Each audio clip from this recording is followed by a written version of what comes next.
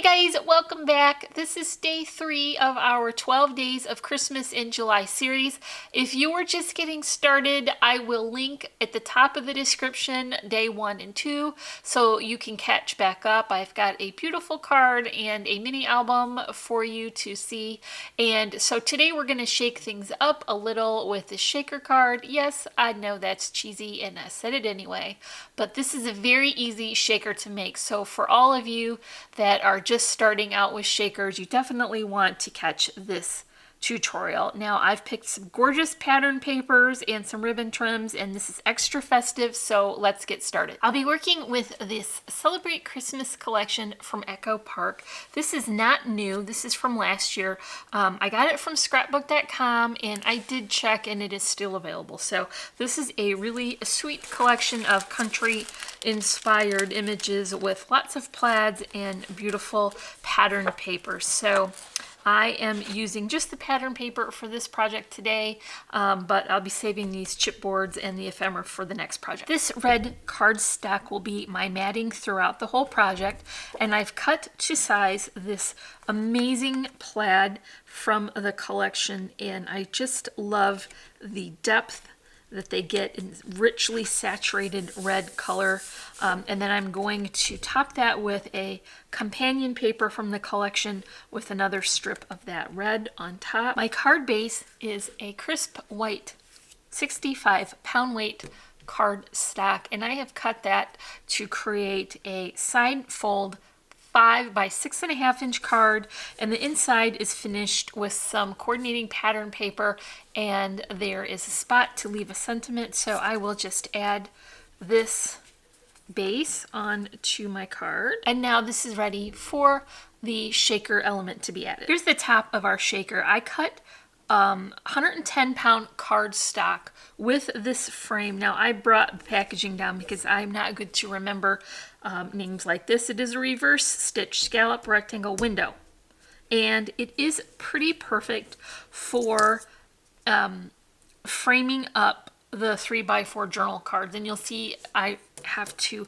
add just a little bit of something to fill in the whole area, but what I did was I cut that with the die, then I used this bridal tinsel embossing powder to create that beautiful sparkly finish, and then I glued on some acetate that's cut to size, and then set my block on top of it so that it would weight it down for that glue to set up. And now it's ready to have some additional elements added. Here is the image that I chose from that Celebrate Christmas collection, a super sweet deer, and it has a little snowfall, and it is almost long enough. It's just perfect wide, but it does need a little help to fill in that section, so I'm going to adhere it to a piece of white cardstock that is cut exactly the same size as the outside of the frame. So you see that will line up when I get all of the parts in. And then what I want to do is fill in that last little bit on the bottom with this little hillside that is cut from glitter paper with the stitched hillside border. And that's just going to fill in the gap where the image was not quite long enough. Now you can see that that will cover everything perfectly, and I won't have any raw edges showing inside the shaker. So for the shaker, I think I'll get this back out just so that I can have something to work on. I'm going to flip it over and work with this double-sided adhesive foam.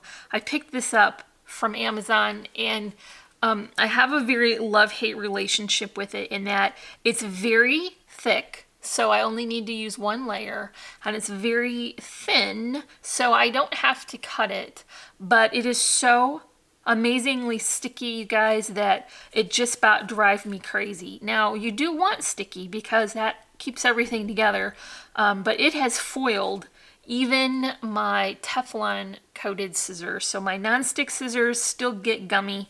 I found that I can rip it with having to cut it, and that is just easier because I can clean adhesive off my hands easier than with scissors. But I think it's worth it. I will link it. You can decide. Don't send me any hate mail if you don't like it, but I'm telling you guys, it is so sticky. Now, I chose the width of this frame. The die only cuts the inside scallop window, so you have to decide how thick you want your frame to be, and that is important that you leave enough space. See how I have to peel that off my finger because it's so sticky. You have to leave enough space for the width of this or whatever spacer that you're using. And I think it looks nicest if you just get it all the way to the outside edge, because then it's got a nice solid border from looking at it from the side. And you want to make sure that you leave no gaps for your filling to get out. Otherwise, it's not going to be a shaker for long. You see how I'm just ripping that instead of relying on my scissors, because I can get it off eventually of my fingers, but the scissors are quite another matter. I'm also going to use the corner of this microfiber cloth and make sure that I've not left any residue from my hands or anything from the desk inside that shaker, because once it's in, it is in.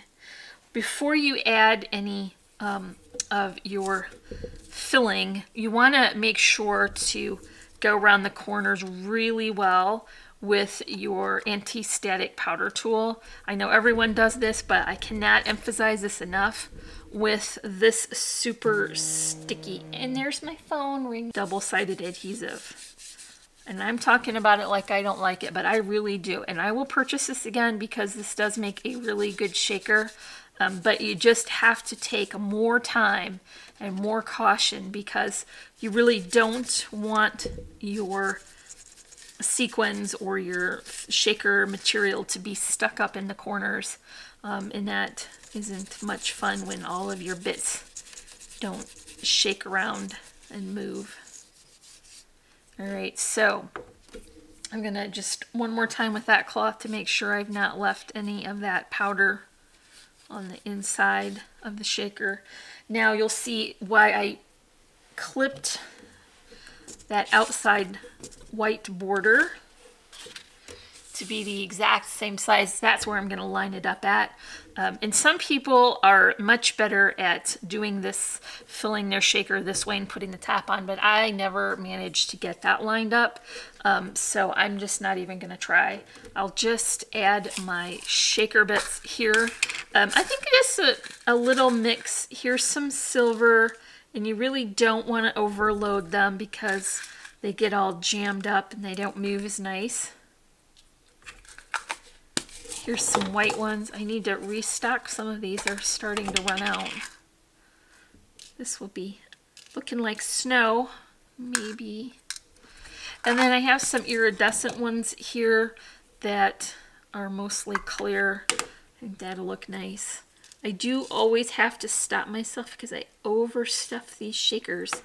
And then I have to send them to the card hospital and take it apart and remove some of the fillings so that they work properly, and that is no fun. Okay, so I'm gonna remove this paper backing, and you are only gonna get one shot. Like, there's no moving this stuff, so you need to get it right where you want it, or be prepared to do a lot of embellishing to hide that you didn't get it on straight. So hopefully on camera I will manage not to get it off center too much. And I'm just trying very carefully. Let's just shake that a little bit flatter so none of them get jammed up in the middle. I just want to line it up with the white. I'm seeing it from the side. You're probably not seeing it on camera, but if I can get it lined up on the side, then I'll have an even amount of that red matting, because I did want that to match the rest of the card. Yep, I think I got that right. And we shall see once we shake it if I had enough of that powder. Oh yes, that's so good. Okay, I'm very happy with that. Okay, so bring back in the base. Here is that. You can see how sweet that's going to be. I think that blue looks really good against the red. For sure. It's a very cheerful and not traditional, but it's very cute. I put some adhesive on the back of this already so that I can just place it. This is larger than what I would need it to be for adding a doily, so I'm just not going to even add a doily because not much of it will show, and if it was large enough to show, it would hide too much of the background paper. So let's just go with more embellishing instead of more doilying. That's a word. I just made up that word. Okay, make sure this guy is on the right way and the card is facing the right way, and this one is going to go right in the middle. Okay, so how to embellish this is I'm going to put on as many flowers as will fit, basically. That's just how I'm going to roll with that. These are more of those handmade flowers. Instead of just twine and leaves, I'm adding a couple of die-cut stars from mirror cardstock, and then beautiful Deer Charm. This is going to be linked in the description below as well. And I'm going to put one on the top. And then I have a larger arrangement that doesn't have a charm hanging, but it does have a larger star die cut, and that will balance out that corner. And then last but not least is some sweet little jingle bells on a loopy twine bow and see, I got all that adhesive on my hand sticking to everything, and a bold check, so that will go right up here. So I'll just add that with my hot glue. Then last but not least, just a little bit of stickles here on the flowers so that they have a little bit of extra detail. And that is all for day 3 of our 12 days of Christmas in July. Make sure you stop back and catch the rest of that series. We have so much great holiday inspiration planned for you guys. So if you enjoyed this video, make sure you give me a like, leave me a comment, and if you're not already, I would love for you to subscribe. Remember, there's links in the description for these brands as well as our social media sites. And as always, I'm wishing you a happy and productive day, and I thank you so much for watching. Bye.